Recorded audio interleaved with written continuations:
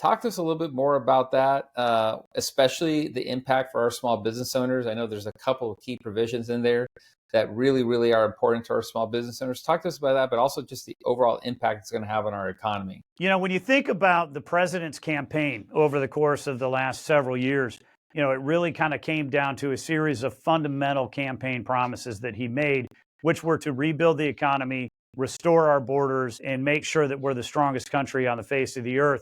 You know, this bill is the embodiment of that agenda. You know, we call it promises made, promises kept. And when we talk about the various provisions in the bill, you know, the energy security provisions, the border security provisions, the national security provisions that are in there, you know, those are all fundamental in terms of keeping the promises that the president made during the course of that election cycle.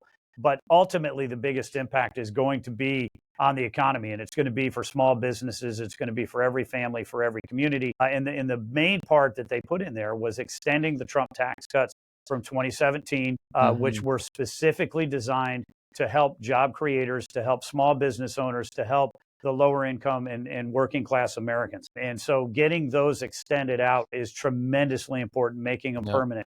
And then no tax on tips, no tax on overtime, no tax on Social Security. So you really have the exact opposite of the Democratic playbook, which is to try and punish job makers and make it harder for lower class and working class Americans to get by.